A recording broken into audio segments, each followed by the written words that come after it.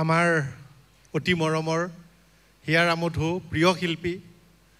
অসমীয়াৰ হৃদয়ৰ আহে আহে কুহে কুহে সোমাই থকা জুবিন গাৰ্গৰ মহাপ্ৰয়াণৰ 2 মাহ হ'বৰে হ'লহি আৰু তাৰ প্ৰাক্ষণত জুবিনবিহীন প্ৰথমটো জন্মদিন এই দীঘলীয়া সময়ছোৱাত অন্যান্য লোকসকলৰ লগতে পৰিয়াল পৰিজন বন্ধু বান্ধৱ সংগীত জগতৰ লোক চিত্ৰ জগতৰ লোক অন্যান্য অসমৰ গুণমুগ্ধ তেওঁৰ শিল্পৰ তেওঁৰ সাধনাৰ তেওঁৰ চিনেমাৰ গুণাগ্ৰাহীসকল সকলো মৰ্মাহত হৈ পৰিছে আৰু সংবাদ মাধ্যমৰ কাৰ্যালয়সমূহ সাংবাদিকসকলো তাৰ ব্যতিক্ৰম নাছিল যোৱা সময়ছোৱাত মই মোৰ নিজৰ কাৰ্যালয়তো মোৰ নিজৰ সহকৰ্মীসকল আমাৰ প্ৰতিষ্ঠানত আমি প্ৰতি মুহূৰ্ততে এই কথাটো মৰ্মে মৰ্মে উপলব্ধি কৰিছোঁ যে জুবিন গাৰ্গ ডাঙৰীয়া আমাৰ মনত যিমান শিপাই আছে বুলি ভাবিছিলোঁ তাতকৈ বহু বেছি দলৈকে শিপাই আছে ইমান দলৈকে শিপাই আছে যে পুৱা গ্ৰুপটো খোলোঁ জানেই আমাৰ জীৱনত দৈনন্দিন হোৱাটছআপ গ্ৰুপ বা অন্যান্য মেছেঞ্জাৰ্ছ গ্ৰুপ খোলোঁ জুবিন গাৰ্গৰ চৰ্চা কথা বতৰা খবৰেৰে আৰম্ভ হয় ৰাতি গৈ ঘৰ পাওঁ মোবাইলটো ল'লে ৰীল জুবিন গাৰ্গৰ ওলায় সকলোৰে সেই একেটাই অভিজ্ঞতা আৰু শেষৰ বাৰ্তাটো সদায় জুবিন গাৰ্গৰ সম্পৰ্কীয় হয় কাৰণ এনেকৈ আমাক আসন্ন কৰি ৰাখিছে যে আমি প্ৰতি মুহূৰ্ততে প্ৰতি ক্ষুদ্ৰাতি ক্ষুদ্ৰ ছেকেণ্ডৰ ভগ্নাংশটো আমি তেওঁক পাহৰিব পৰা নাই এনে এটা অৱস্থাত নিউজ 18 অসম নৰ্থ ইষ্টৰ পৰিয়ালবৰ্গৰ বাবেও এই মুহূৰ্ত অত্যন্ত গুৰুত্বপূৰ্ণ আজি এই জুবিনবিহীন জন্মদিনৰ এক ক্ষণ যিটো ক্ষণত আমাৰ এফালে বেদনা দুখ আৰু এফালে প্ৰিয় শিল্পীজনক স্মৰণ কৰাৰ জন্মদিন উদযাপন কৰাৰো এক মন আছে এই দুয়োটাৰে মিশ্ৰিতভাৱে নিউজ 18 অসম নৰ্থ ইষ্টে আমাৰ পৰিয়ালবৰ্গই এই অনুষ্ঠানৰ আয়োজন কৰিছোঁ শ্ৰদ্ধাঞ্জলি জনাবলৈ মুম্বাইৰ পৰা আমি আমন্ত্ৰণ কৰি আনিছোঁ মহালক্ষ্মী আয়াৰ ডাঙৰীয়ানীক জয় বৰুৱা ডাঙৰীয়াক এই মুহূৰ্তটো বেদনাৰ ক্ষণ কিন্তু দুখৰ ক্ষণ কিন্তু দুখৰ মাজেৰে আমি শিল্পী আৰু শিল্পক জীয়াই ৰাখিব লাগিব আপোনালোক সকলো আহিছে ধন্যবাদ জনাইছোঁ আৰু ভুল ত্ৰুটি হ'লে মাৰ্জনা কৰিব আৰু এই অনুষ্ঠান আপোনালোকে এক স্মৰণ হিচাপে শ্ৰদ্ধা হিচাপে ল'ব বুলি আশা কৰিছোঁ আৰু মই মাইকটো পাপৰি আৰু প্ৰাঞ্জললৈ আগবঢ়াই দিছোঁ বহুত ধন্যবাদ পৰাগমতি আদিত্য ডাঙৰীয়া কিন্তু আপুনি আমাৰ সৈতে মঞ্চতে থাকক আমি আমাৰ পৰৱৰ্তী অনুষ্ঠানখিনি আগবঢ়াই নিম তাৰ পিছতে আছে মহালক্ষ্মী আয়াৰ গতিকে আৰু কিছু সময় মাথো অপেক্ষা কৰক আৰু এই মুহূৰ্তত মৌচুম গগৈ আমি মঞ্চলৈ আমন্ত্ৰণ জনাইছোঁ লগতে আমাৰ জ্যেষ্ঠ সতীৰ্থ মুকুন্দ মাধৱ নিয়োগক আমি মঞ্চত বিচাৰিছোঁ মৌচুম গগৈক সম্বৰ্ধনা জ্ঞাপন কৰিবৰ বাবে যেটো আমাৰ অনুষ্ঠান জুবিন গাৰ্গৰ বাবে আৰু সকলোৱে বৰ সুন্দৰভাৱে অনুষ্ঠান পৰিৱেশন কৰি আছে আমি পুনৰ আমাৰ সন্মানীয় দৰ্শকসকলক কৃতজ্ঞতা আৰু ধন্যবাদ জ্ঞাপন কৰিছোঁ বহুকেইগৰাকী নিমন্ত্ৰিত অতিথি আমাৰ মাজত আছে ডক্টৰ চন্দন মুদক কেতিয়াবা প্ৰায় বহি আছে তেওঁ নিজে এগৰাকী আচলতে সংগীত ভাল পালোঁ সেইবাবে ইমানখিনি জানো যে আপুনি সেই মুহূৰ্তলৈকে ৰৈ থাকিব গীত ভাল অশেষ ধন্যবাদ চন্দন মুদক ডাঙৰীয়া এজন সুচিকিৎসক হোৱাৰ লগতে তেওঁ সুগায়কো হয় মৌচুম গগৈয়া হাততালি লাগে আমাক আমাৰ বাতৰি প্ৰযোজক মুকুন্দ মাধৱ নেওগে এখন গামোচাৰে মৌচুম গগৈক সম্বৰ্ধনা জ্ঞাপন কৰিছে আৰু এটি স্মাৰক আগবঢ়াইছে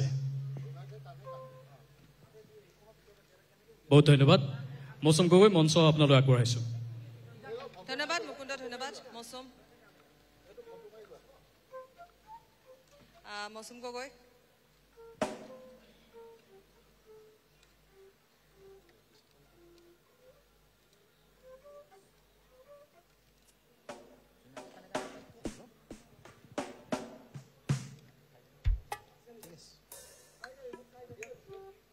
হেল্ল'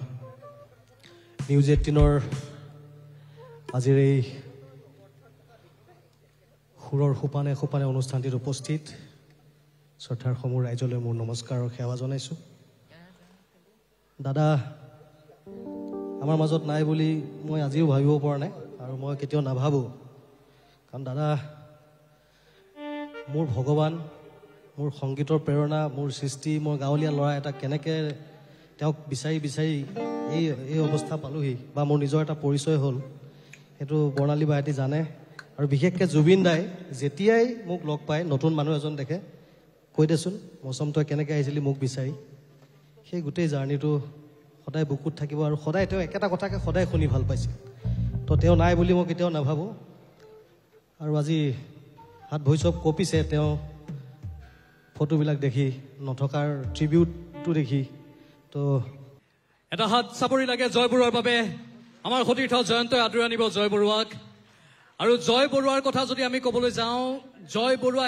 তেওঁ নিজে স্বীকাৰ কৰিছে যে জুবিন গাৰ্গে মুম্বাইলৈ লৈ গৈছিল জয় বৰুৱাক নিজেই জয় বৰুৱাৰ কিছু সমসাময়িক সেই সময়ছোৱাত অলপ এনে অৱস্থা হৈছিল য'ত জুবিন গাৰ্গে সহায় কৰিছিল আৰু জুবিন গাৰ্গে মুম্বাইলৈ নি জয় বৰুৱাক তাত সুযোগ দিয়া বুলি জয় বৰুৱা নিজেই স্বীকাৰ কৰে আৰু সেয়েহে জুবিন গাৰ্গৰ সেই মহানতাক আমি পুনৰ সোঁৱৰণ কৰিছো আৰু এই মঞ্চত এগৰাকী জনপ্ৰিয় কণ্ঠশিল্পী জয় বৰুৱা আৰু জয় বৰুৱাক সম্বৰ্ধনা জ্ঞাপন কৰিব নিউজ 18 অসম নৰ্থ ইষ্টৰ এডিটৰ ইনপুট নিলয় ভট্টাচাৰ্যই মই নিলয় ভট্টাচাৰ্যকো মঞ্চত বিচাৰিছো এয়া জয় বৰুৱা হাত চাপৰি লাগে জুবিন গাৰ্গৰ সেই অতীত স্মৃতিবোৰ জয় বৰুৱাই ৰোমন্থন কৰিছে আৰু সেই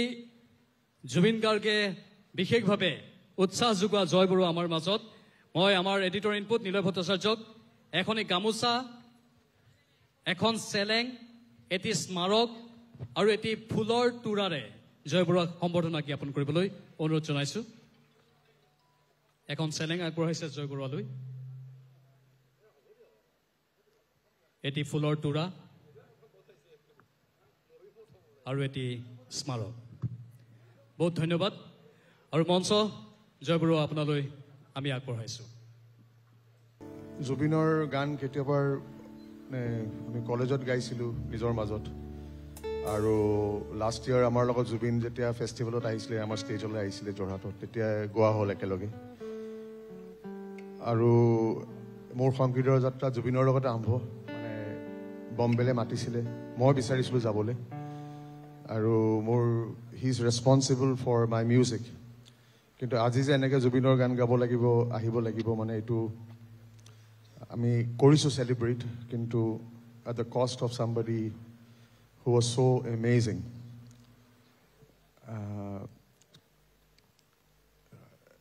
মই যেতিয়া প্ৰথমবাৰ জুবিনক লগ পাইছিলোঁ আমি বন্ধু মোতকৈ ডাঙৰ মই জুবিন বুলি কওঁ কিন্তু মোৰ দাদাৰ নিচিনা আছিল আৰু মই এদিন কৈছিলোঁ যে জুবিন এটা গান গাই শুনা মই জানো আৰ্টিষ্ট এজনক তেনেকৈ ক'লে ভাল নাপায় কিন্তু মই জুবিনক কৈছিলোঁ জুবিন এটা গান গাই শুনা তেতিয়া জুবিনে এইটো গান প্ৰথমবাৰ শুনাইছিলে দিছ ৱাজ 96 আৰু শুনি এনেকুৱা লাগিছিল যেন চব বস্তু ভাল হৈ যাব everything will be beautiful again আমি একচুৱেলি আকৰ্ষিত হৈছিলোঁ জুবিনে বহুত ধৰণৰ গান গাইছে কিন্তু চামহাও আই ৱাজ এট্ৰেক্টেড এটা বেচিক এটা ৰক এলিমেণ্ট আছিলে আৰু মই অলপ পাৰ্চিয়েল কিন্তু জুবিনে বহুত ধৰণৰ গান গালে আৰু মহালক্ষ্মী আয়াৰ জুবিন দাৰ সৈতে বহু গীত গালে অসমীয়া গীত শালিকীপুৱাৰ পৰা আদি কৰি আমি আমাৰ সন্মানীয় সম্পাদক পৰাগমণি আদিত্য ডাঙৰীয়াক মহালক্ষ্মী আয়াৰক সম্বৰ্ধনা জনাবলৈ অনুৰোধ জনাইছো এটি ফুলৰ তোৰাৰে সম্বৰ্ধনা জ্ঞাপন কৰা হৈছে মহালক্ষ্মী আয়াৰক এখনি ফুলাম গামোচাৰে সম্বৰ্ধনা জনোৱা হৈছে আমাৰ সকলোৰে মৰমৰ কণ্ঠশিল্পী মহালক্ষ্মী আয়াৰক এখন চেলেং আৰু এটি স্মাৰকেৰে এয়া সম্বৰ্ধনা জ্ঞাপন কৰা হৈছে বহুত বহুত ধন্যবাদ বহুত বহুত ধন্যবাদ আমাৰ যিসকল মিউজিচিয়ান আমাৰ বাদ্যযন্ত্ৰ সংগীতকাৰীসকল আপোনালোককো মাতিছো মঞ্চলৈ महालक्ष्मी आयर जी आप हमारे लिए बहुत खास है आप हमारे लिए इतनी खास है और क्यों खास है यह आप बहुत अच्छी तरह जानते हैं क्योंकि आपने हमारे जुबीन के साथ गाने गाए हैं और जितने भी गाए हैं सभी गीते बहुत ज्यादा लोकप्रिय है तो हम क्या कहेंगे कोई शब्द नहीं है जो हम आपसे बोले कहे अब आप बताएंगे हमें जुबिन के साथ जो सफर आप लोगों ने शुरू की थी उस जमाने से यहाँ तक एरी तक का जो सफर था थोड़ा बहुत हम आपसे जानना चाहेंगे नमस्कार गुड इवनिंग सबसे पहले तो आप सबका शुक्रिया अदा टीवी 18 का शुक्रिया मुझे यहाँ पर आप लोगों ने इनवाइट किया छोटा सा ट्रिब्यूट मेरे तरफ से मेरे उस दोस्त के लिए मेरे उस सबसे बड़ी फ़ैन हूँ मैं जुबीन की। और मैं अपने सफ़र के बारे में क्या कहूँ, मेरा सफ़र बहुत लंबा है। जुबीन को मैं 30 साल से जानती हूँ। The first song I sang for Zubeen was Uja Gori Nikhar. That was around 95-96. And until Era Eri, I think we have recorded so many songs. I'm very fortunate, and I have said this before and I will say this again, that अगर मैं असम में जानी जाती हूँ, अगर लोग मुझे असम में जानते हैं, मेरा गाना पसंद करते हैं, तो वो जुबीन की वजह से है। क्योंकि उसी के फर्स्ट एल्बम में मैंने पहली बार गाया था, पहला गाना ऊजा गोरी, और उसके बाद कई गाने किए, फिल्म के गाने किए, हिंदी में किए। और बहुत कम लोगों को पता होगा कि जुबीन जब मुंबई में रहता था तो हमने एक तमिल फिल्म में भी साथ में गाया है। Jubin has sung in a Tamil film also in the other languages that he sung. And it has been a fantastic journey, and I have to say that Zubeen gave me beautiful songs, and he always said that that there are certain songs that I especially have written, composed for you, and Khali Ki Pua was one of those. खाली की पुआ तो हम सुनेंगे ही जरूर, है ना? हम खाली की पुआ सुनेंगे आपसे, क्योंकि हाँ, जितने भी गाने हैं, मैंने कहा ना कि हमारे जुबां पे है, हर एक गाने हमें हमारे जुबां पे है। तो चलिए, ये मंच आपकी है। Thank you so much. আজি উপস্থিত শ্ৰদ্ধাৰ উপস্থিত সন্মানীয় ব্যক্তিসকল, আচলতে ইমান কথাটো ক'বলৈ নোলোৱাৰ নিচিনাই হয়। আজি তাৰ হৈ এনেকুৱা এটা পৰিস্থিতিত আমিও এনেকৈ মঞ্চত উঠিবলগীয়া হোৱাটো মানে মোৰ এটা একো ভাষা বিচাৰি পোৱা নাই কি ক'ম।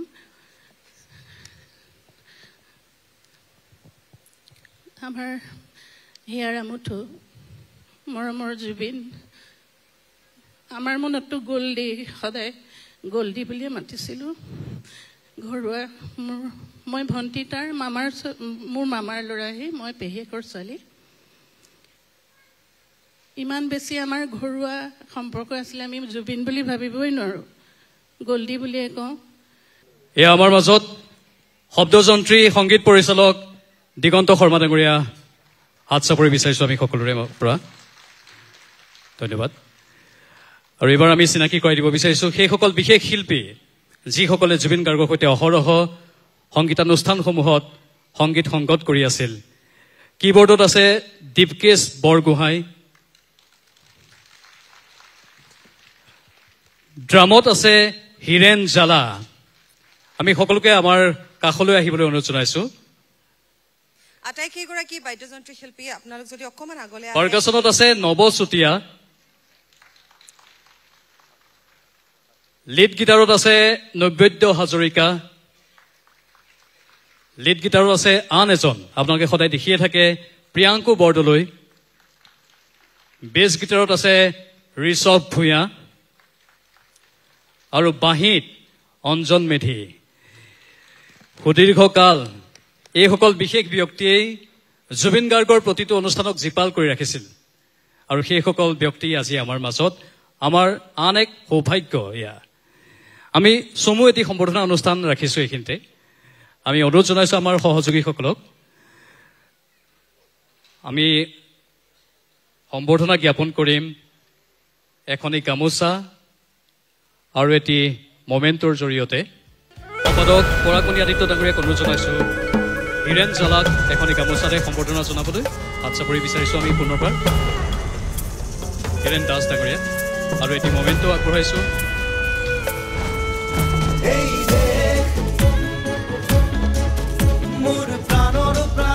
নৱ চুতীয়া ডাঙৰীয়াক এখনি গামোচা আৰু এটি মমেণ্টৰে আমি সম্বৰ্ধনা জ্ঞাপন কৰিছোঁ। দিগন্ত শৰ্মা ডাঙৰীয়াকো এখনি গামোচা আৰু মোৰ প্ৰতিটো কামে আমি প্ৰতিটো সম্বৰ্ধনা চিন্তাই জ্ঞাপন কৰিছোঁ এই দেশৰ বুকুত ৰচে হৈছ সোণোৱালী ভৱিষ্যতৰ সপোন মোৰ জীৱনৰ বৰগোহাঁই ডাঙৰীয়াকো এখনি গামোচা আৰু এটি সেই সপোনৰ কলৰৱ সম্বৰ্ধনা জ্ঞাপন কৰিছোঁ দেখে দেখে দেশ আছে এনে বহু অঞ্জন মেধি ডাঙৰীয়া আছে অৰঙে দৰঙে মই ঘূৰিছোঁ বাহিত কুৰ্তোলা আপোনালোকে প্ৰায়ে দেখি থাকে অঞ্জন মেধি ডাঙৰীয়াক মঞ্চসমূহত যেতিয়া জুবিন গাৰ্গে অনুষ্ঠান পৰিৱেশন কৰে অঞ্জন মেধি ডাঙৰীয়াক এখনি গামোচা আৰু এটি কমেণ্টৰ জৰিয়তে সম্বৰ্ধনা জ্ঞাপন কৰা হৈছে আকৌ আৰম্ভ কৰিছোঁ নতুন যাত্ৰা ঋষভ ভূঞা ডাঙৰীয়াকো এখনি গামোচা আৰু এটি কমেণ্টৰ সম্বৰ্ধনা জ্ঞাপন কৰা হৈছে ভাল পোৱাৰ আনন্দ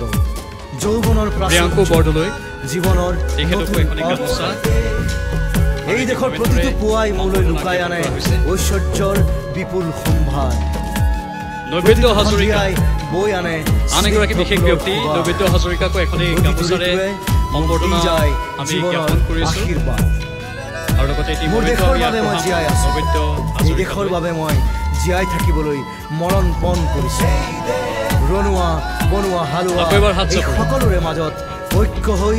বিৰোধৰ মাজত সংহতিৰ বহুত বহুত ধন্যবাদ আপোনালোকে ইমান দিনে ইমান সুন্দৰভাৱে আমাৰ প্ৰিয় শিল্পীগৰাকীক সংগত কৰি আছে এই দেশৰ আহ্বান গ্ৰহণ কৰক আপোনালোকে আপোনাৰ অনুষ্ঠানটোত আপোনালোকে থাকিব লাগিব কিন্তু এইখিনিতে মই কৈছোঁ যে দিগন্ত শৰ্মা ডাঙৰীয়া অলপ ৰৈ দিয়ক আপুনি দিগন্ত শৰ্মা ডাঙৰীয়াৰ কথা যদি আমি ক'বলৈ যাওঁ এটচেট্ৰা আজিৰ পৰা বহু বছৰ আগতে জুবিন গাৰ্গেও তেতিয়া আপোনালোকক সহযোগ কৰিছিলেই এখন চাইকেল চলাই আমাৰ প্ৰিয় শিল্পী জুবিন গাৰ্গ আপোনাৰ ঘৰলৈ আহিছিল আৰু তাৰ পাছতেই সেই সংগীতৰ যাত্ৰাটো আৰম্ভ হৈছিল অলপ সেইখিনি কথা চমুকৈ আমাৰ দৰ্শকসকলৰ বাবে যদি কৈ দিয়ে সকলোকে ধন্যবাদ জনাইছোঁ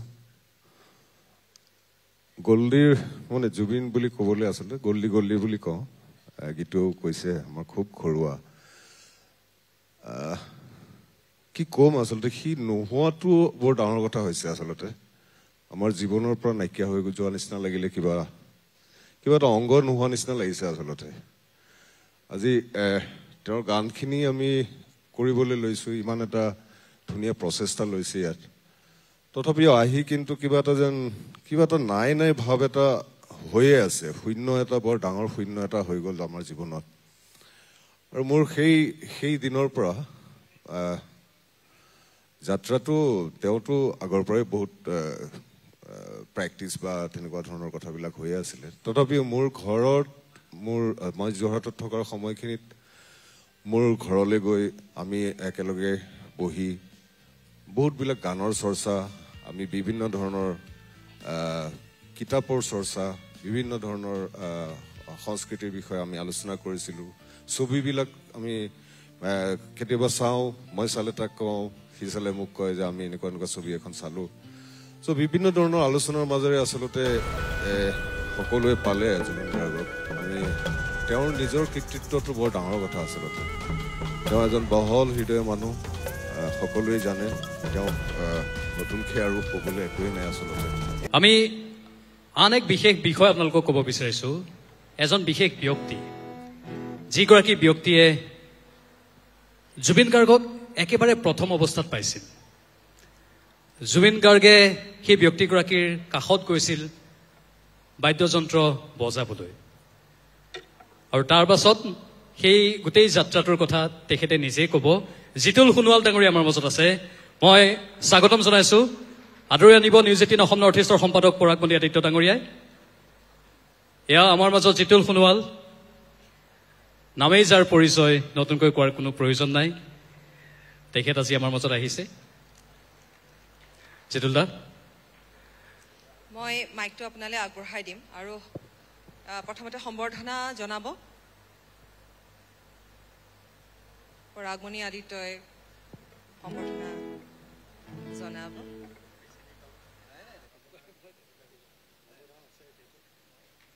এখনি গামোচা আৰু এটি মমেণ্টৰে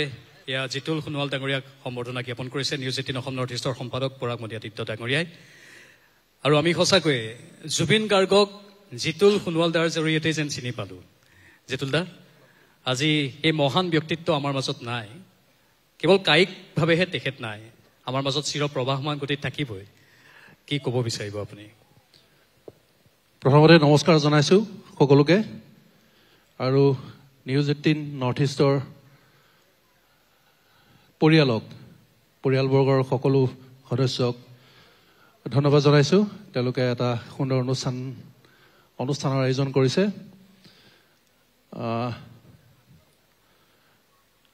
আচলতে কথাটো এনেকুৱা, জুবিনক লৈ পেলাই মই জুবিন বুলি কৈছোঁ বাৰু। সি যেতিয়া আহিছিলে সৰু আছিলে, ময়ো বৰ বেছি ডাঙৰ নাছিলোঁ, কিন্তু মোতকৈ সৰু আছিলে। যিয়ে নহওক, আৰু এনেকুৱা ধৰণৰকে তাৰ বিষয়ে ক'ব লগা হ'ব বুলি এনেকুৱা এটা পৰিস্থিতি পৰিৱেশত এইটো মানে ভবা নাছিলোঁ মই। কথাটো এনেকুৱা, তাৰ আগতে মই ক'ব খুজিছোঁ, মই যি ক'ম সঁচা ক'ম। প্ৰথমতে সঁচা কথাটো মই ক'ব খুজিছোঁ। জুবিন প্ৰথম যেতিয়া মোৰ ওচৰলৈ আহিছিলে, মোৰ ওচৰলৈ এজন বিশেষ শিল্পীয়ে লৈ আহিছিলে, বাদ্যসংগত আমাৰ লগত কৰিছিলে। গণেশ ডেকা বেছ গিটাৰিষ্ট আছিলে, ছিনিয়ৰ আমাৰ সন্মানীয় মিউজিচিয়ান। তেওঁ প্ৰথম কৈছিলে যে এই বৰ ধুনীয়া ল'ৰাজন আহিছে, ধুনীয়া গান গায়, তোমাৰ গান চানো গাই থাকে, যোৰহাটৰ ল'ৰা, কীবৰ্ড বজায়, তুমি আমাৰ বেণ্ডত তাক লৈ লোৱাচোন, অলপ সি ভাল পাব আৰু ইচ্ছা কৰিছে, আৰু তোমাৰ লগত থাকি সি বিৰাট ভাল পাব। আৰু মই কৈছোঁ ঠিক আছে, ইমান চিন্তা কৰিবলগীয়া একো নাই। আচলতে তেতিয়া আমি কিমান পইচা পাইছিলোঁ এখন ফাংচন কৰি পেলাই, আপোনালোকে ভাবিবই নোৱাৰিব। এতিয়া কৈ দিলে হয়তো আচৰিত হৈ যাব, এই ইমান কম পইচাত কেনেকৈ গান গাইছিলে। কিন্তু গতিকে এজন বেণ্ড মেম্বাৰ বঢ়া মানে পইচাবোৰ ভাগ হৈ যোৱা, গতিকে পইচাবোৰ মানে ভাগ হৈ যোৱা মানে আমি সকলোৱে কমকৈ পাম। কিন্তু কথাটো এনেকুৱা আছিলে, আমি সেইটো সময়ত সঁচা কথা ক'ব গ'লে, মই আগতে কৈছোঁ যি ক'ম সঁচা ক'ম, পইচাৰ কাৰণে গান গোৱা নাছিলোঁ। পইচাটো আহিছিলে, ইমান আহিব কি কথা সেইবিলাক আমাৰ নাছিলে মনত। আমি মাত্ৰ গান গাইছিলোঁ, আৰু সেই প্লেটফৰ্মখন ভাল পাইছিলোঁ, বিহুৰ প্লেটফৰ্ম। মানুহৰ লগত কানেক্টিভিটিটো বাঢ়ে, আৰু কানেক্টিভিটি বাঢ়িলে আমাৰ গান চানবিলাক মানুহে কেছেটবিলাক বেছিকৈ কিনে, সেইটোৱে আছিলে আমাৰ আচল উদ্দেশ্য। যিয়ে নহওক, জুবিনে প্ৰায় 15খনমান ফাংচন মোৰ লগত বজাইছিলে সেইটো ছিজনত, আৰু বহুত ঠাইত আমি প্ৰগ্ৰেম কৰিছিলোঁ, আৰু খুব ধুনীয়াকৈ বজাইছিলে। আৰু প্ৰথমৰ পৰা খুব ষ্টাইলিছ আছিলে, ষ্টাইলটো সাংঘাতিক আছিলে তাৰ। কেতিয়াবা মই ভাবোঁ যে মই অলপ তাৰ নিচিনাকৈ কাপোৰ পিন্ধিব পাৰিলে ভাল আছিল নেকি। যিয়ে নহওক, সেইটো ষ্টাইল সি নিজে কৰি লৈছিলে, আৰু সেই ষ্টাইলৰ মাজেদি সি তাৰ বজোৱাৰ মাজেদি সি গোটেই ইতিমধ্যে সি জনপ্ৰিয় হৈ গৈছিলে গোটেই যিবিলাক ফাংচনত গৈছিলোঁ। আৰু মোতকৈ বেছি মানুহৰ লগত সি কথা পাতিছিলে, মোতকৈ বেছি। আৰু মইতো বাৰু গান গাই পেলাই ইফালে এইবিলাক গুচি যাওঁ, মানুহৰ লগত ধুনীয়াকৈ কথা বতৰা পাতে, তেনেকৈ হোৱা। তাৰপিছত অনামিকাৰ সময়ত লগ পাইছোঁ মই, আৰু কৈছে যে মই এটা এলবাম কৰিম, নামটো কিন্তু কোৱা নাছিলে। বোলে ঠিক কথা, খুব ভাল কথা। যিয়ে নহওক, তাৰ পিছৰখিনি সি নিজে আগবাঢ়ি গৈছে, কাৰণ জুবিন ৰেষ্টলেছ, সি মানে এনেই বহি থকা ল'ৰা নহয়, খুব ৰেষ্টলেছকৈ থাকে। আৰু সি ইতিমধ্যেই তাৰমানে প্লেন কৰিছিলে, গতিকে লগে লগে সি এলবামটো কৰাৰ পিছত সি নিজেই বহুত বেছি ডাঙৰ ষ্টাৰ হৈ গ'ল। আমি যিটো আজি কয় আৰু আজিকালি ভাষাত ষ্টাৰ হৈ যোৱাৰ লগে লগে নিজেই শ্ব'টোবিলাক কৰা আৰম্ভ কৰি দিলে ধুনীয়াকৈ। তাৰপিছত আমি শ্ব' কিছুমান একেলগে কৰোঁ মাজে মাজে। আমাৰ তেতিয়া এটা আমাৰ খুব ভাল আছিলে, আজিকালিৰ নিচিনা নহয় যে অকল এজন আৰ্টিষ্টে এখন বিহু ফাংচনত শ্ব' কৰিলে সেই পাৰ্টিকুলাৰ দিনটোত। এতিয়া আমাৰ 2-3জন আৰ্টিষ্ট থাকে, আৰু ইমান গান গাব লগাও নহৈছিলে, 8-10টামান গান গালে আমাৰ হৈ গৈছিলে। আমি একেলগে বহুত ঠাইত ফাংচন কৰিছোঁ, আৰু বহুত ঠাইত চেৰিটি শ্ব' কৰিছোঁ একেলগে। মানে জুবিনেও গান গাইছে, ময়ো গান গাইছোঁ। ডিব্ৰুগড়ৰ ডালিমি চিনেমা হলত এতিয়াও মনত আছে মোৰ। আজিকালিৰ নিচিনা নাছিলে যে এজনে গৈ পেলাই গাব আৰু গানটো, গতিকে ভেৰাইটি বস্তুবিলাক আছিলে। দিগন্ত ভাৰতী ডাঙৰীয়াক এখন এই গামোচা, এটি মমেণ্ট আৰু এটি নাহৰৰ পুলিৰ জৰিয়তে আমি সম্বৰ্ধনা আৰু মৰম দিব বিচাৰিছোঁ। জুবিন গাৰ্গৰ সেই স্মৃতিবোৰ পুনৰ সোঁৱৰিব বিচাৰিছোঁ।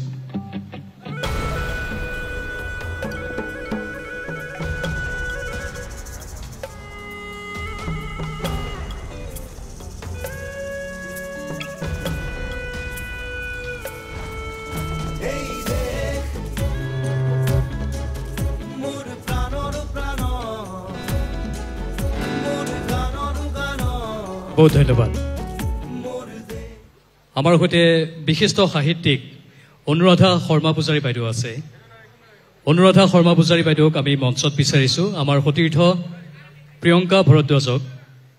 আদৰি আনিবলৈ আমি অনুৰোধ জনাইছোঁ। হয়তো অনুৰাধা শৰ্মা পূজাৰী বাইদেউ কিছু সময়ত পাছত পাবহি। তাৰ পূৰ্বে আমি অনিমা চৌধুৰী বাইদেউক মাতিব বিচাৰিছোঁ। সুকণ্ঠী গায়িকা আমাৰ সকলোৰে মৰমৰ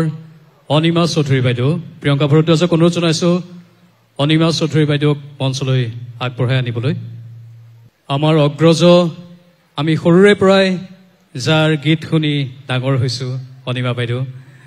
বহুত বহুত স্বাগতম আপোনাক যদিও দুখৰ সময় প্ৰিয় শিল্পীগৰাকীৰ অৱৰ্তমানত আমি শোকত ম্ৰিয়মান কিন্তু তাৰ পাছতো আমি তেওঁৰ সেই স্মৃতিবোৰ ৰোমন্থন কৰি আছোঁ নিউজ 18 অসম নৰ্থ ইষ্ট ৰিজনৰ চেলছ হেড মৈত্ৰী কৌশিকক অনুৰোধ জনাইছোঁ এখনি ফুলাম গামোচা আৰু এটি মমেণ্টৰে আমাৰ প্ৰিয় শিল্পী অনিমা চৌধুৰী বাইদেউক সম্বৰ্ধনা জ্ঞাপন কৰিবলৈ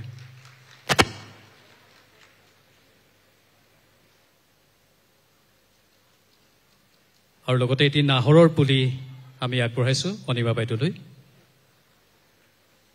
বহুত ধন্যবাদ মই আপোনাক অকমান সহায় কৰি দিওঁ আপুনি দুআষাৰ নিশ্চয় ক'ব আৰু আপুনি যে আহিছে সেইটো আমাৰ কাৰণে বহুত ডাঙৰ কথা ধন্যবাদ জনাইছোঁ মই আপোনাক অকমান সহায় কৰি দিছোঁ আপুনি দুআষাৰ যদি কয়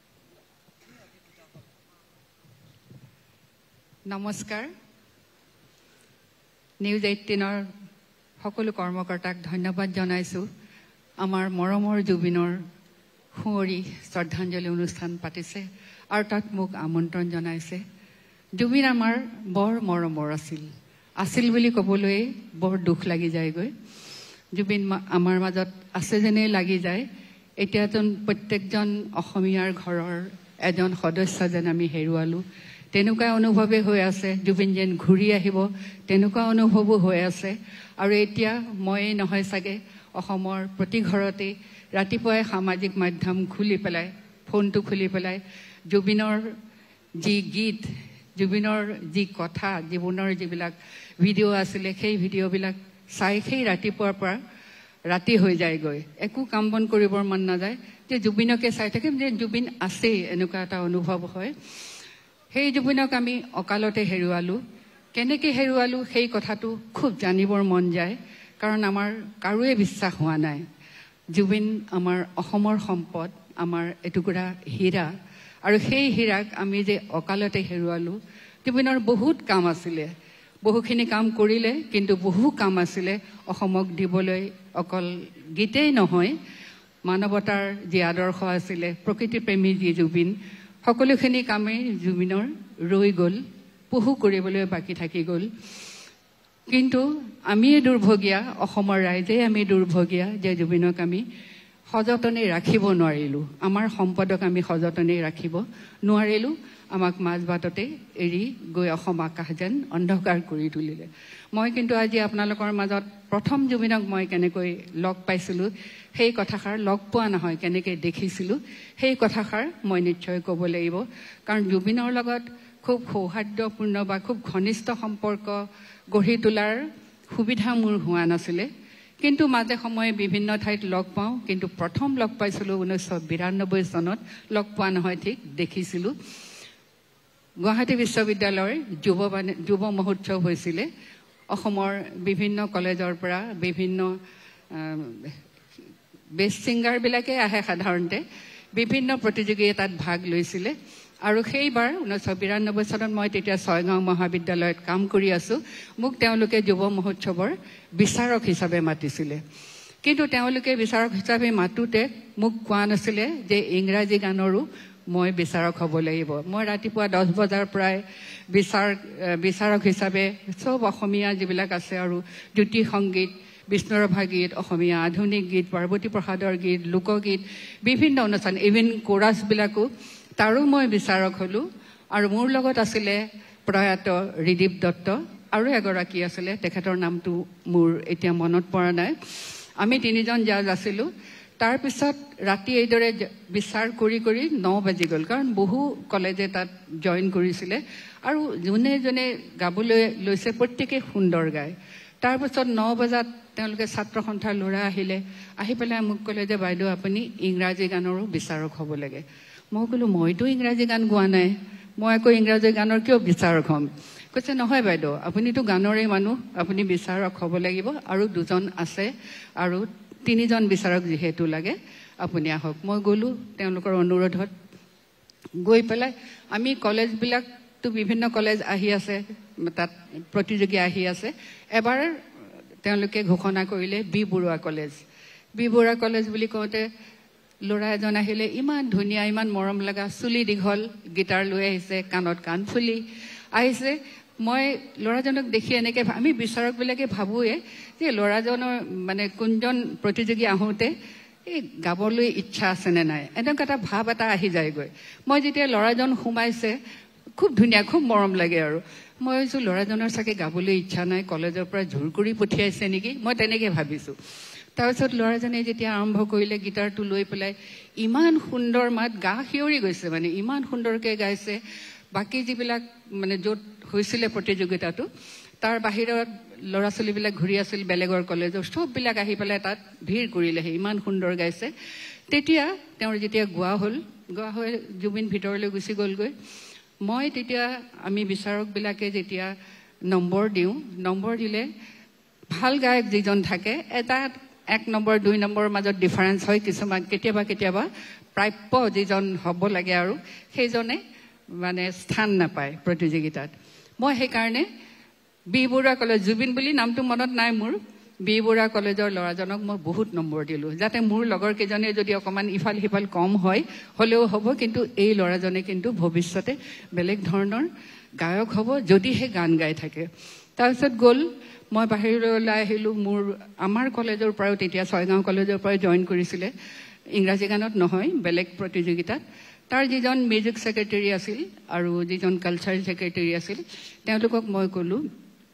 যে এই ল'ৰাজনে যদি গান গাই থাকে ভৱিষ্যতে বেলেগ ধৰণৰ গায়ক হ'ব। তেওঁলোকক কৈ সেই কথাটো আৰু মই পাহৰি গ'লোঁ। আৰু তাৰপিছত সেইখিনি সময়তে 1992-93 চনতে অনামিকা ওলাইছে, হয়নে? অনামিকা যেতিয়া কেছেটলৈকে ৰাতিৰ ভিতৰতে জুবিন একদম প্ৰিয় গায়ক হৈ গ'ল। আমিও শুনিছোঁ গান, কিন্তু সেই যে বি বৰুৱা কলেজৰ ল'ৰাজন, যিজনক মই ভাবিছিলোঁ যে এই ল'ৰাজনে যদি গান গায় ভৱিষ্যতে বেলেগ হ'ব, আৰু সেই ল'ৰাজনেই যে জুবিন মই নাজানো। মোৰ কলেজৰ এদিন কমন ৰুমত বহি থাকোঁতে মিউজিক ছেক্ৰেটাৰীজন আহিছে, কালচাৰেল ছেক্ৰেটাৰীজনো আহিছে, আহি কৈছে, বাইদেউ আপুনি জানেনে জুবিন কোন? মই বোলো নাজানো। কৈছে যে সেই যে আপুনি কৈছিলে বি বৰুৱা কলেজৰ ল'ৰাজনৰ কথা যে কৈছিলে, এই ল'ৰাজনে যদি গান গাই থাকে বৰ ভাল গায়ক হ'ব, সেইজনেই জুবিন। মোৰ তেতিয়া খুব ভাল লাগি গ'ল যে নাই, মই ঠিকেই বিচাৰ কৰিছোঁ, তাক যাতে ছেকেণ্ড পজিশ্যনো দিব নোৱাৰোঁ তেনেকৈ ধৰণকৈ মই নম্বৰ দিছিলোঁ। গতিকে জুবিনক সেই প্ৰথম মই দেখিছিলোঁ তেতিয়া। তাৰপিছত আৰু জুবিনক লগ পোৱা নাই। জুবিন বহুত ডাঙৰ গায়ক হৈ গ'ল আৰু দেখিছোঁ ফাংচনবিলাকত বেলেগৰ লগত বজোৱা, জিতুলৰ লগত বজোৱাও মই দেখিছোঁ। আমিও যাওঁ তেতিয়া ফাংচনত, আমি অকণমান ডাঙৰ জুবিনতকৈ, গতিকে আমাৰ গান পিছত দিয়ে, জুবিনৰ হাতৰ গান আগতে দিয়ে, তেনেকুৱা আছিলে। আৰু তাৰপিছত জুবিনক মই খেয়ালি বুলি সকলোৱে কয় জুবিনক। মই চবতে শুনো যে জুবিনে 1 বজাত, 2 বজাত, 3 বজাত মানুহৰ ঘৰত আহে। এদিন কেইবছৰমান আগতে, আৰু মোৰ বহুত বছৰ আগতে বুলিয়ে ক'ব লাগিব, হঠাতে 3:30 বাজিছে, মই ভৰলুমুখত থাকোঁ, মই ছেকেণ্ড মানে ফ্ল'ৰত থাকোঁ। হঠাতে 3:30 বজাততো বাইদেউ বাইদেউ, ভিন্দৌ ভিন্দৌ, অনিমা বাইদেউ এনেকৈ চিঞৰি আছে। কিন্তু ৰাস্তাৰ কাষতে আমাৰ ঘৰটো। আমি ভাবিছোঁ এই ৰাতিখন কোনে চিঞৰিছে। তাৰপিছত আৰু বেলকনিত ওলাই পেলাই চালোঁ, চাই পেলাই দেখোঁ যে জুবিন আৰু দেৱাঞ্জন বৰা বুলি এজন ল'ৰা, নগাঁৱৰ ল'ৰা। নগাঁৱৰ ৰেকৰ্ডৰ মানে হেৰি আছে, ৰেকৰ্ডিং ষ্টুডিঅ' আছে তেওঁৰ। দেৱাঞ্জনৰ লগত মোৰ ভাল, কাৰণ দেৱাঞ্জনে মোক নামঘোষা বুলি এটা কেছেট গোৱাইছিলে।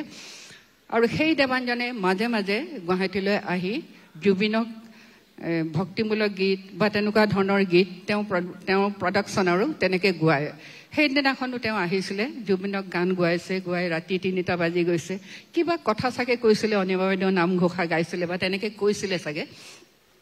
তেতিয়া বোলে জুবিনে ক'লে ব'ল অনিমা বাইদেউ ঘৰত যাওঁ। দেৱাঞ্জনে অলপমান দিগদাৰী পাইছে, সেই ৰাতিখন অনিমা বাইদেউহঁতৰ ঘৰত যাম, শুইছে চব। কৈছে নহয় ব'ল একেলগে, একো নহয়। তাৰপিছত জুবিন সেই ৰাতি আহিছে, তেওঁলোকে সেই ৰাস্তাৰ পৰা অনিমা বাইদেউ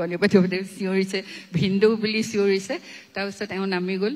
আহিলে, বহিলে, অলপ দেৰি কথা পাতিলে, তাৰপিছত কৈ যাওঁ। মই বোলো আৰে ব্ৰেকফাষ্ট খাই যোৱা, মই এতিয়া চাহ তাহ বনাই দিম। এই নাই একো নাই, মই হেৰি চাবলৈ আহিছিলোঁ আপোনাক। তেনেকে জুবিন গুচি গ'লগৈ সেই খেয়ালি জুবিন যে হয় সঁচাকে এতিয়া যে চবেই কয় 3 বজাত আহে 3 বজাত ভাত ৰান্ধি খুৱাব লাগে 2 বজাত আহে সেইটো সেই বহুত বছৰ আগতেই মই পাইছো তাৰপিছত জুবিনক পাইছো বেলেগ বেলেগ অনুষ্ঠানত মই পাইছো টিভি অনুষ্ঠানতো কেতিয়াবা একেলগে পাইছো বা কিবা বেলেগ অনুষ্ঠান হলে পাইছো এবাৰ 2004 চন মানত সেইবাৰ মই বিদেশত গান গাব গৈছো আৰু জুবিনো গৈছে অষ্টিনলৈ জুবিনে গান গাব গৈছে মোক কিন্তু সেইবাৰ গান গাব মাতা নাছিলে মোক এখন সংগীতৰ ওপৰত পেপাৰ এখন দিবলৈ তেওঁলোকে মাতিছিলে তেনেকে গৈছিলো গৈ পেলাই দিনাখন আৰম্ভ হ'ব দিনতো অনুষ্ঠান হয় জুবিনক মই তেতিয়া দিনত লগ পাইছো একেলগে চাহটা খাইছো আৰু সেইবাৰে ঘনিষ্ঠভাৱে লগ পাইছো তাৰপিছত তেওঁলোকৰ মিটিংখন যেতিয়া আৰম্ভ হ'ব মোক ক'লে যে অনিমা বাইদেউ এটা বৰগীত গাব মই ক'লো যে একো নহ'লে মই বৰগীতটো কেনেকৈ গাম সুৰটো ধৰিব লাগিব অলপমান জুবিন বহি আছিলে এই বাইদেউ মই বজাই দিম নহয় জুবিনে কীবোৰ্ড লৈ আহিলে কীবোৰ্ড জুবিনে বজাই দিছে তেনেকুৱা ধৰণৰ ল'ৰা এজন আছে গায়ক হিচাপে গৈছে তাতে কিন্তু তেওঁ নিজে কৈছে মই বজাই দিম নহয় জুবিনে মোক বজাই দিছে বাইদেউ তেনেকে ক'বলৈ গ'লে আচলতে আপোনালোকৰ দৰে শিল্পীসকলৰ বহুতেই স্মৃতি আছে বহুতেই স্মৃতি আছে আপোনাক অশেষ ধন্যবাদ জ্ঞাপন কৰিছো বাইদেউ আপোনালোককো ধন্যবাদ মাতা কাৰণে জুবিনক আমি শ্ৰদ্ধা জনাবলগীয়া হোৱাটো অতি দুখৰ কথা হয়নে নহয় আমি ইমান সোনকালে তেওঁক বিদায় দিব লগা হোৱাটো অতি দুখৰ কথা গতিকে জুবিন য'তে আছে সুখেৰে থাকক আৰু জুবিনৰ গানৰ মায়াজালে আমাৰ অসমৰ ৰাইজক সদায় আৱৰি ৰাখিব চিৰযুগ চিৰকাল ধন্যবাদ বহুত বহুত ধন্যবাদ বাইদেউ আপুনি ইমান সময় আমাক দিলে অশেষ ধন্যবাদ জ্ঞাপন কৰিছো আপোনাক মই আসনলৈ আগবঢ়াই নিব বিচাৰিছো জনপ্ৰিয় কণ্ঠশিল্পী ৰূপম ভূঞাক মঞ্চলৈ আমন্ত্ৰণ জনাইছো আৰু ৰূপম ভূঞাই এটি গীত পৰিৱেশন কৰিব আচলতে এটি নহয় দুটি গীত পৰিৱেশন কৰিব ৰূপম ভূঞাক আমি সম্বৰ্ধনা জ্ঞাপন কৰিম নিউজ 18 অসম নৰ্থ ইষ্টৰ জ্যেষ্ঠ সাংবাদিক বিজু কুমাৰ ডেকা আছে আমাৰ মাজত আমি অনুৰোধ জনাইছো ৰূপম ভূঞাক এখনি গামোচা আৰু এটি মমেণ্টৰে সম্বৰ্ধনা জ্ঞাপন কৰিবলৈ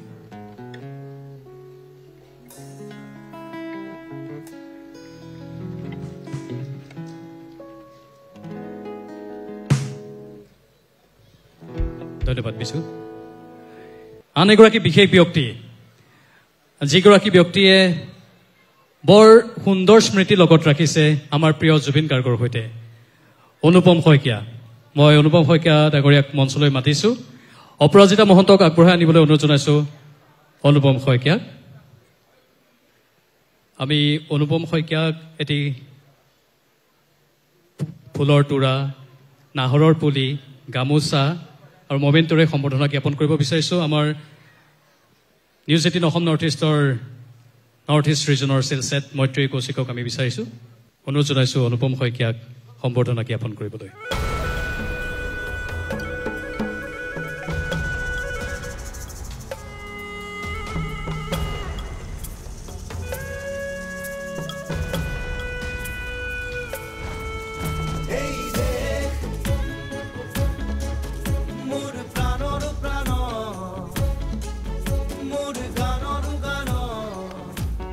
ধন্যবাদ নিউজ 18ৰ পৰিয়ালবৰ্গক বহুত বহুত ধন্যবাদ জ্ঞাপন কৰিছোঁ সুৰৰ সপনে সপনে এটা সুন্দৰ অনুষ্ঠান এই অনুষ্ঠানৰ জৰিয়তে জুবিন গাৰ্গৰ সৃষ্টি স্মৃতি সকলোখিনি জীপাল কৰি ৰখাৰ যি প্ৰয়াস কৰিছে আৰু সেয়া আচলতে আজি সাৰ্থক হৈছে খালি আমি অনুভৱ কৰিছোঁ যে আজি জুবিন গাৰ্গ আমাৰ মাজত নাই সেই কথাটো আচলতে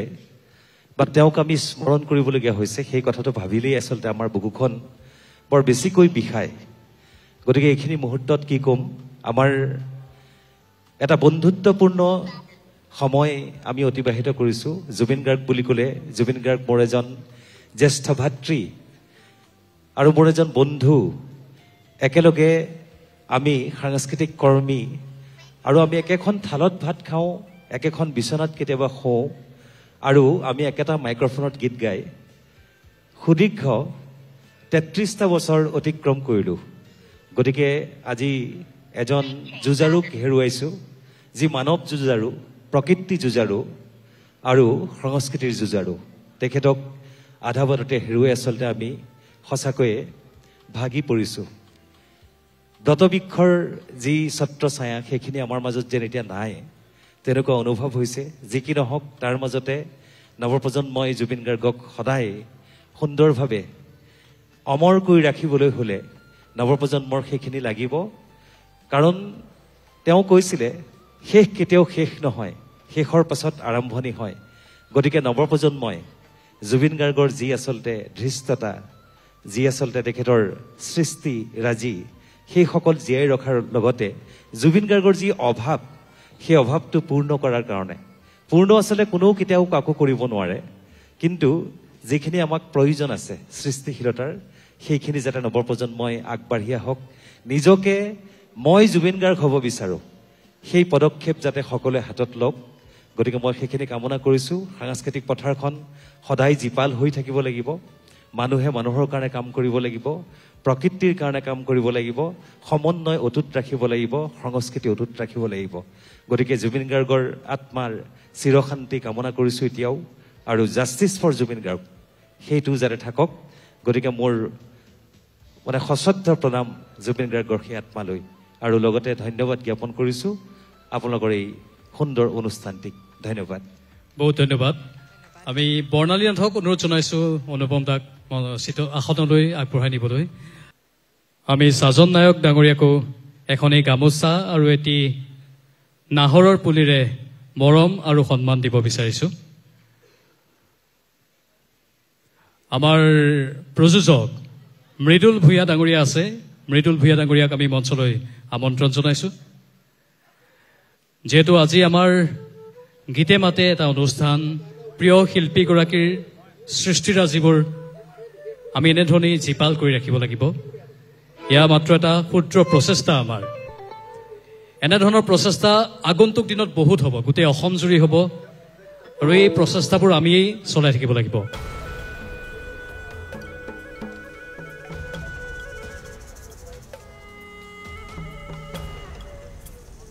এখনি গামোচা,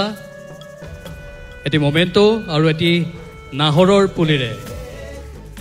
কণ্ঠশিল্পী সাজন নায়কক আমি মৰম আৰু সন্মান দিব বিচাৰিছোঁ।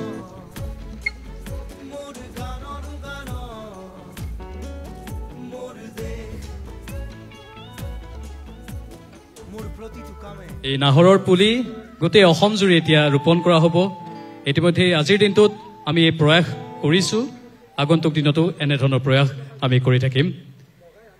আমাৰ এগৰাকী শ্ৰদ্ধাৰ বাইদেউ পাৰুল দেৱী বাইদেউ, আমাৰ সকলোৰে মৰমৰ, আমাৰ সন্মানৰ পাৰুল দেৱী বাইদেউ আমাৰ মাজত উপস্থিত আছে। মই আমাৰ সতীৰ্থ মুকুন্দ মাধৱ নেওগক অনুৰোধ জনাইছোঁ হীৰেণ ভট্টাচাৰ্যদেৱৰ সহধৰ্মিনী পাৰুল দেৱী বাইদেউক মঞ্চলৈ আগবঢ়াই আনিবলৈ। আৰু পাৰুল দেৱী বাইদেৱে খুব ঘনিষ্ঠ ৰূপত পাইছিল জুবিন গাৰ্গক। হিৰুদাৰ কবিতাবোৰ জুবিন গাৰ্গে কেনেধৰণে গানৰ ৰূপত তুলি ধৰিছিল সেইবোৰ আমি সকলোৱে জানো, সেইবোৰ নতুনকৈ কোৱাৰ কোনো প্ৰয়োজন নাই। আৰু আমাৰ মৰমৰ সন্মানৰ শ্ৰদ্ধাৰ হীৰেণ ভট্টাচাৰ্যদেৱৰ সহধৰ্মিনী পাৰুল দেৱী বাইদেউ আমাৰ মাজত আছে। আমি স্বাগতম জনাইছোঁ আমাৰ মঞ্চৰ মাজলৈ। আৰু আমাৰ সন্মানীয় সম্পাদক পৰাগমণি আদিত্য ডাঙৰীয়াক এখনি গামোচা, এটি মমেণ্টো আৰু এটি ফুলৰ তোৰাৰে আমাৰ সন্মানৰ পাৰুল দেৱী বাইদেউক সন্মান জনাবলৈ অনুৰোধ জনাইছোঁ।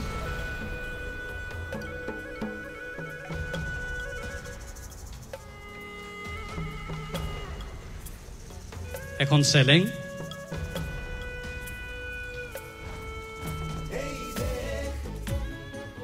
এটি মমেণ্টো,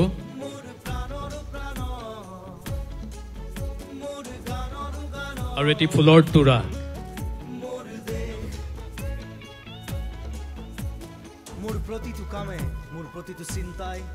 বাইদেউ বহুত স্মৃতি আছে আমি জানো, একেবাৰে নিজৰ ল'ৰাৰ দৰে আপোনালোকে মৰম কৰিছিল আমাৰ প্ৰিয় শিল্পী জুবিন গাৰ্গক। চমুকৈ যদি আপোনাৰ সেই অনুভৱখিনি প্ৰকাশ কৰে আমাৰ সন্মানীয় দৰ্শকসকলৰ বাবে। জুবিন আমাৰ ঘৰৰ ল'ৰা নিচিনা, সি ঘপককৈ গৈ ওলাইগৈ।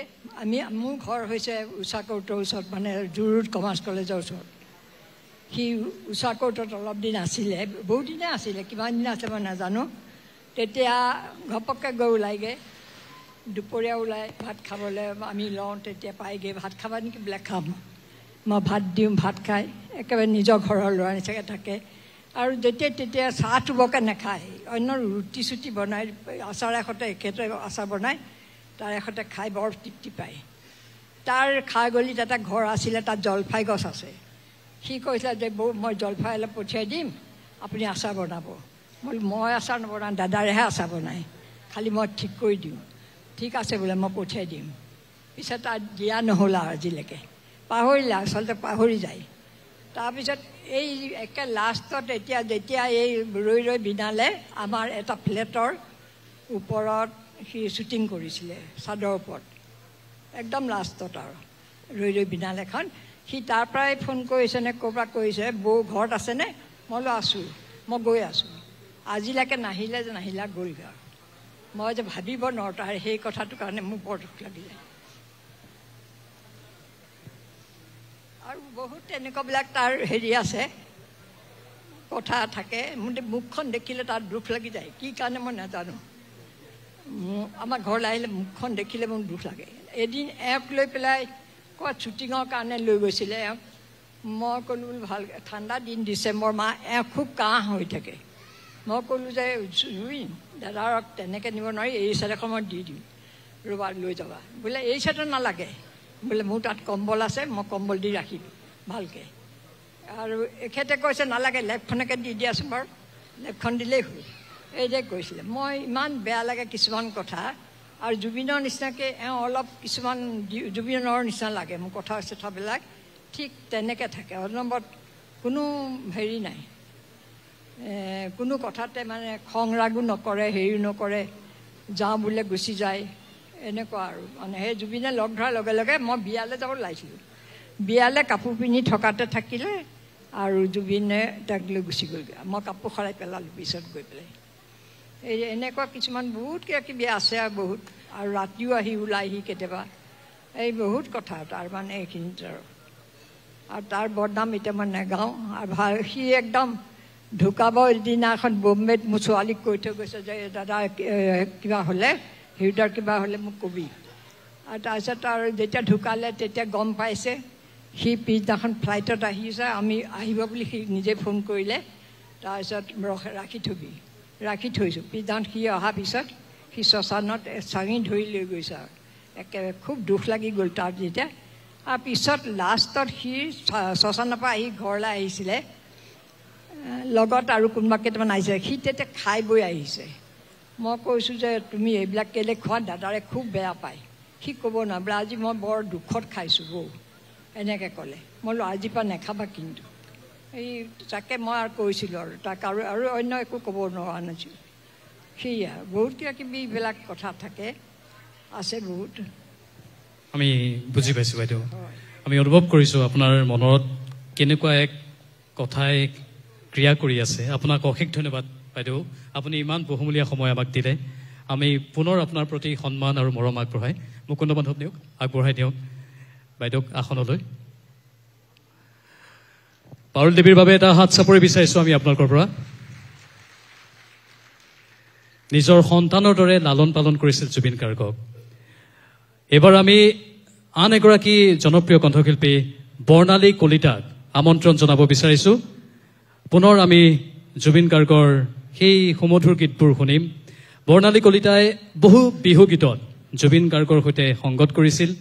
আমি সেই প্ৰাণ ভৰা বিহু গীতবোৰ আজিও শুনি থাকোঁ আচলতে এইবোৰ সদায় অমৰ হৈ থাকিব নহয়নে হয় কিন্তু এই মুহূৰ্তত আমি বৰ্ণালী কলিতা আপোনাক মঞ্চলৈ এইখিনি আমি সম্বৰ্ধনা জ্ঞাপন কৰিব বিচাৰিছোঁ বৰ্ণালী কলিতাক এখনি গামোচাৰে আমি সন্মান অৰ্পণ কৰিছোঁ আৰু এটি স্মাৰক আমি আগবঢ়াইছোঁ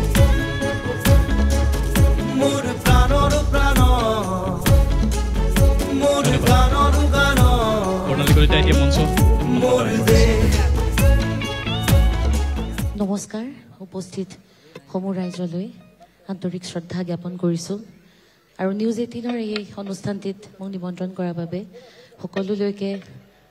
আন্তৰিক ধন্যবাদ জ্ঞাপন কৰিছোঁ আমি পাঞ্চনা ৰাভাক বিচাৰিছোঁ আমাৰ মাজত আৰু পাঞ্চনা ৰাভাক আমি সম্বৰ্ধনা জ্ঞাপন কৰিবলৈ আগবাঢ়িছোঁ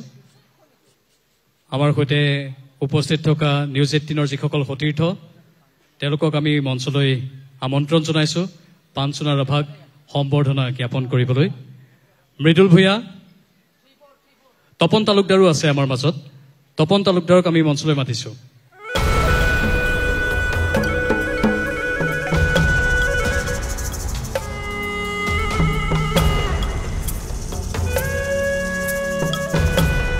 ধন্যবাদ তপন তালুকদাৰ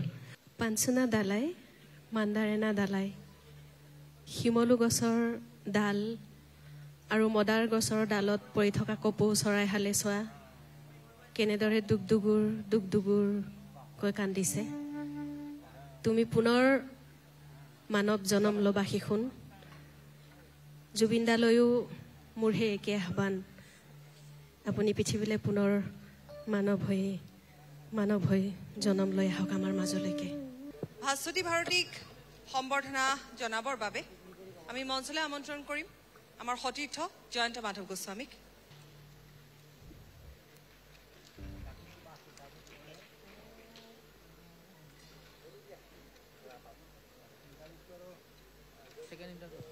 ধন্যবাদ অঞ্জন মেধি দাদাই বাঁহী বজাইছিলে আজি এনেকৈ মঞ্চত লাইভ প্ৰথম গাইছোঁ আৰ্টিষ্ট বহুত আছে মোক 5টামান গান দিছিলে প্ৰথমতে তাৰপিছত 4টা হ'ল এতিয়া নিজে 3টা কৰিও ভাবি আছোঁ ইমান গান ইমান মানুহ আছে গাবলৈ কিন্তু তেজ বগোৱা সপোন কি নাম দি মাতিম মই দাদাৰ লগত গাইছিলোঁ তাৰে এটা সৰু ইনচিডেণ্ট এটা মই শ্বেয়াৰ কৰোঁ এইটো গীত শুনিছে চাগে আপোনালোকে তেজ বগোৱা শুনিছে চাগে ডক্টৰ বেজবৰুৱাত 2ত আহিছিলে দাদাই এদিন ৰাতি পইচা দিবলৈ আহিলে মোক মানে একচুৱেলি তেওঁ আৰম্ভণিতে কৈছিলে মই যি তোৰ কাম কৰিম মই পইচাও নলওঁ আৰু তই মোৰ কাৰণে যদি কিবা কৰি দিওঁ মই পইচা নিদিওঁ তেনেকৈ মই মিছন চাইনা মই এক্টিং কৰিছিলোঁ আৰু বহুত কাম কৰিছোঁ কেতিয়াও পইচা পাতিৰ কথা নাহে বৰ্ণালী বাহঁতে জানে দাদাৰ লগত এইবিলাক কথা আমাৰ নাহে একেলগে বহুত দি দিব কেতিয়াবা তো সিমান আমি নোখোজোঁ একো নকৰোঁ সি চব জানে কথাটো হ'ল এনেকুৱা দিব আহিলে আহিতো নিজে ফূৰ্তিতে আহিছে এটাই গীত নতুন সিটো হিট হৈ থাকিলে চিনেমাখনক টানি নিলে গীতটোৱে গোটেই পকেট বিচাৰিছে কিবা 6টামান পকেটৰ এটা কিবা পিন্ধিছিলে কিবা খুচৰি আছে পইচা নলায় দে হাজবেণ্ডে কৈছে হেৰি ইমান খুচৰি আছ ই 100 টকা 200 টকা কি ওলাই আছ তেতিয়াৰ পৰা জানা তাইক আজি মই কিবা এটা দি থৈ যাম তো কিবাকৈ অলপ ওলালে মইতো এনেকৈ সেৱা কৰিছোঁ মোক একো নালাগে কিন্তু নোলোৱা কাৰণে ড্ৰয়াৰত থৈ কৈছে তোক দিয়া নাই মই ধানীক দি গ'লোঁ কিবা কিনি ল'বি ধানী আমাৰ ছোৱালী পিছদিনা চাইছোঁ 6000 টকা এটা এইটো বহুত দিন মই সযতনে ৰাখিছোঁ মানে তেতিয়া সিদিনাখন ফিল হৈছে তেওঁ যদি হাতত 1 লাখো থাকিলে হয় যিমান থাকিলে হয় মোক দি থৈ গ'ল হয় আৰু সেই 6000টো 6 লাখৰ সমান তেনেকুৱা আছিলে এয়া প্ৰণামিকা গোস্বামী আমাৰ মাজত আৰু লগতে নিউজ 18 অসম নৰ্থ ইষ্টৰ মানৱ সম্পদ উন্নয়ন বিষয়া আমিন আহমেদক আমি এখনি গামোচা আৰু এটি স্মাৰকেৰে প্ৰণামিকা গোস্বামীক সম্বৰ্ধনা জনাবলৈ অনুৰোধ জনাইছোঁ